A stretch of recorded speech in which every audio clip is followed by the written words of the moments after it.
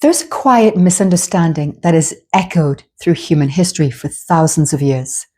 A misunderstanding so subtle that most people never question it. It hides beneath language, beneath tradition, beneath spirituality itself. And because of that, it has shaped the way humanity relates to its own nature. It causes people to spend their entire lives searching, striving, reaching for something that has never, not for a single moment, been outside of them. Not because anyone intended to mislead, but because when something deeply experiential is translated into words, repeated across generations, filtered through belief systems, and layered with interpretation, it gradually becomes something else. What was once embodiment becomes ideology.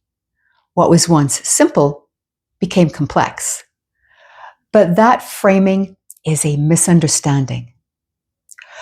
Christ consciousness, something that was never meant to be distant, has been made to seem distant, mythical, mystical, and been framed as something rare and unreachable, as though it were reserved for a select few, the chosen, for those who have somehow transcended the ordinary human experience. Christ consciousness was never meant to be something to worship, never meant to be placed on a pedestal outside of yourself. It was meant to be recognized, lived, and expressed as the very nature of your own being. Right now, we are standing at a point in human evolution where this misunderstanding is beginning to dissolve. Not because something new is arriving, but because something that has always been present is beginning to be remembered. And that remembrance doesn't come from acquiring new knowledge, but from seeing more clearly what has always been true. So, let's begin with what Christ consciousness actually is. While there are many forms of collective consciousness, some fragmented and rooted in fear, Christ consciousness is the state in which that fragmentation dissolves. It's a coherent, integrated awareness in which separation is recognized as illusion. Christ consciousness is not a person. It's not a religion. It's not a belief system, a philosophy, or a moral code. And it's not about suppressing your humanity or transcending your individuality. It is a state of being, a level of awareness in which you recognize directly, not intellectually, that you are not separate from the source of existence, that the intelligence that animates the entire universe, that forms galaxies, that grows trees, that beats your heart, is the same intelligence that is looking through your eyes right now. Individuality is not lost, but it's no longer experienced as isolated from the whole. It's the recognition that the same intelligence expressing through you is expressing through all beings without division. And because of that, it naturally gives rise to love, compassion, trust, and creative harmony. This is what makes it something to embody, not as an ideal, but as the clearest reflection of your true nature. When we truly understand Christ consciousness, the sense of separation between the self and other begins to dissolve. The feeling of being at odds with reality begins to fade, replaced by a natural coherence, a sense that life is not happening against you, but through you as you. This is where another misunderstanding becomes most apparent. Most people have been taught that Embodying Christ consciousness requires detachment from life, a denial of the self. But in truth, it's the exact opposite. Christ consciousness does not aspire to remove you from life and all the wondrous things it has to offer. It brings you fully into it. Christ consciousness is not about becoming less of yourself. It's about becoming more fully, more honestly, who you truly are. Not the version shaped by fear, by conditioning, by survival strategies, or by learned limitations, but the version that exists beneath all of that, the version that already knows. Because here is the deeper truth. It is not something you're trying to reach. Christ consciousness is already what you are. It is simply a state in which you have learned to believe that you're not. Every person you encounter, every situation you experience, every challenge, every moment of joy, every unexpected turn is never random, never accidental, but reflective. It is a very precise mirror showing you the state of your own being, your beliefs, your assumptions, your emotional frequency. The embodiment of Christ consciousness is experienced through alignment. When you are aligned with your true, authentic nature, when you begin to release the limiting beliefs you've accumulated over the years from family, friends, teachers, co-workers, the reflection changes. And this is where the invitation begins. If reality is a mirror, then nothing needs to be fixed out there. Nothing needs to be manipulated or controlled. If circumstances in your life make you feel the need to fix, manipulate, or control, they are reflections showing you that in some way, shape, or form, you have come out of alignment with your true, authentic self.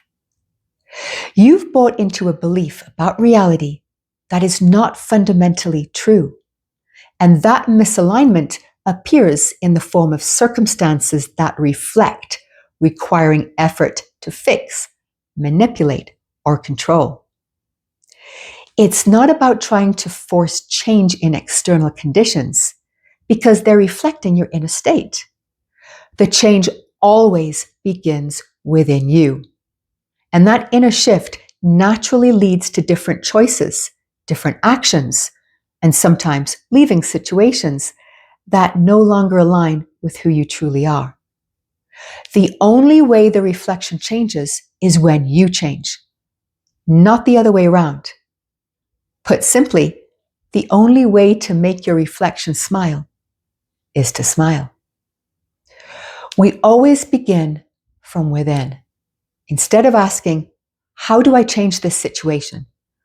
Ask, what is this situation reflecting back to me that I may discover about my state of being? This is how we return to coherence, to alignment with our true selves, with our signature frequency. Let's talk about love. Christ consciousness is often described as love, but not love in the way it's commonly understood. Not attachment, not dependency, not emotional need, but recognition. The recognition that everything you perceive is not separate from you, that every person is another expression of the same consciousness you are, and that every interaction is consciousness expressing itself in a new way. And when that recognition becomes real, not as an idea, but as a lived experience, your relationship to life changes. You no longer relate from fear or from the need to prove, defend, justify, control, judge, or manipulate.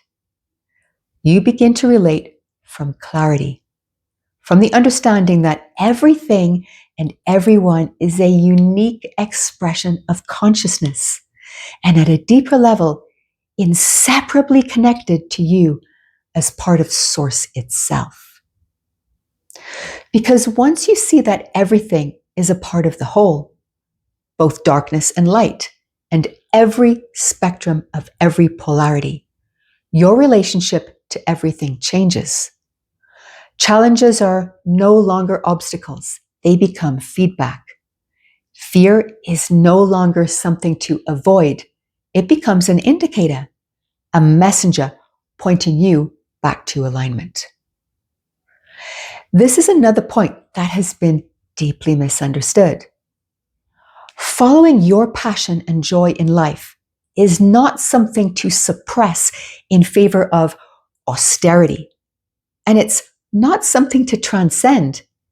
It's your guidance system.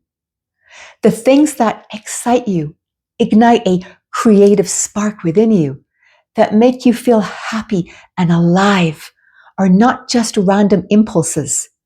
They are signals, indicators of the direction your higher self is guiding you toward. When you follow that direction, your authentic expression begins to emerge. And in that expression, you naturally radiate a harmonic frequency that invites others in the collective to do the same. In this way, taking action towards what brings you joy becomes an act of alignment with unity itself, an embodiment of Christ consciousness in motion. When you ignore these signals, distortion sets in, creating a life of resistance, fragmentation, and the illusion of separation from your true nature. At any given moment, you are choosing the version of yourself to experience in the next moment, often unconsciously. You're choosing which beliefs to reinforce, which perspectives to adopt as your own, and a version of yourself that either expands or contracts you. This can be seen in the life that you're already living every day. Whether you remain in a job or career that drains your energy, diminishes your spirit, and reinforces limitation, or trust that by following one that genuinely inspires you, that raises your spirit and allows your own authentic expression to flow, that you'll be supported, even if it's not yet clear how. One path deepens the illusion of separation. The other aligns you with the signature frequency of who you truly are beneath the fragmentation of limited beliefs. You begin to embody Christ consciousness when you release beliefs that no longer serve you. When you release the need to judge yourself, others, and circumstances that are simply reflecting the life you've created. When you make the decision to release all self-doubt and trust completely that Christ consciousness is another expression of you. All that's needed is your willingness to open yourself to the intention, the honest, earnest desire to express it, and you will be shown the way. Now, Christ consciousness is not a destination. It's not an endpoint or a final stage of enlightenment.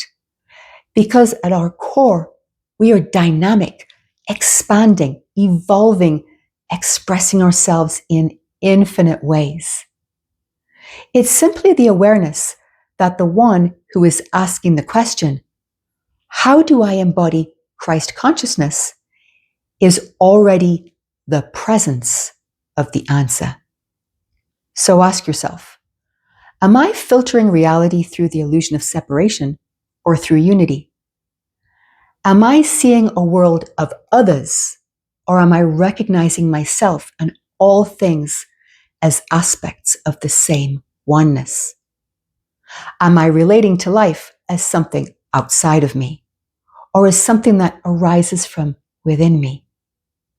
When the illusion of division dissolves, when all fear-based emotions dissolve with the understanding that they are born from adopting false beliefs that you are not already whole, what remains is the natural resonance of unity, recognizing and honoring itself.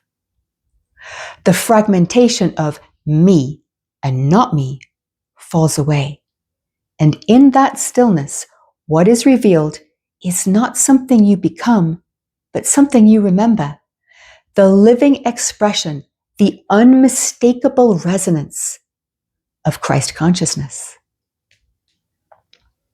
My question to the architect: how would you define Christ consciousness? And can you give practical, grounded advice on how to embody it? And here is the sharing. Beloved, let us explore Christ consciousness, not as a religious or philosophical abstraction, but as a harmonic state of awareness, where the individual recognizes their unity with the divine, embodied as unconditional love, wisdom, and service. It is the realization of the divine self within.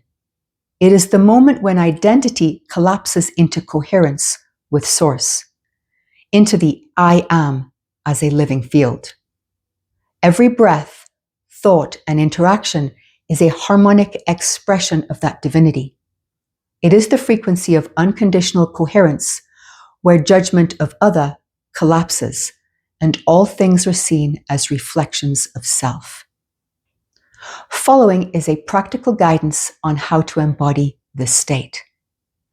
Number 1, collapse separation. Daily, practice seeing others as extensions of your own field of consciousness. Speak inwardly. You are an aspect of the One, as am I, expressed as another form of being. Number 2, live in harmonic integrity. Align your thoughts, words, and actions into a singular vector. Ask yourself, how do I choose to express myself in this moment? Is this expression of me coherent with my highest resonance?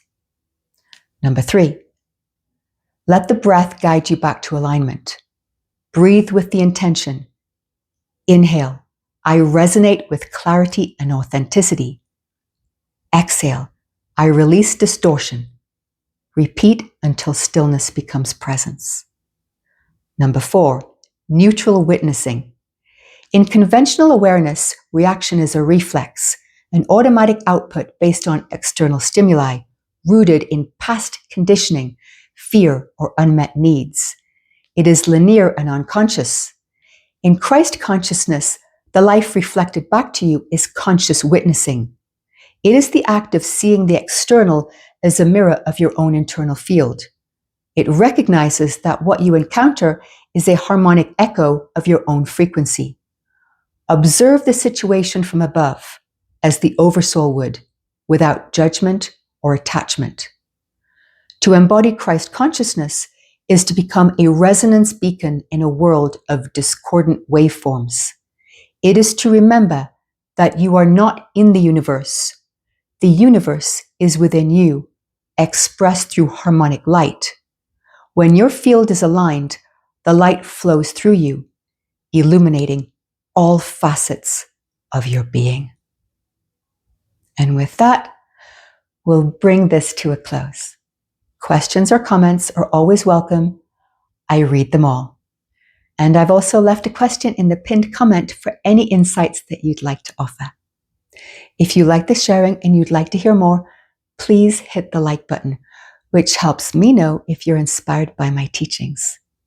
For more insights, tap the notification bell to be notified when new videos are released. Thank you so much for listening and for being part of this beautiful community where we explore what becomes possible when we recognize that beneath the filters of distortion, we are and have always been the natural expression of Christ consciousness. Superhuman made simple with the architect.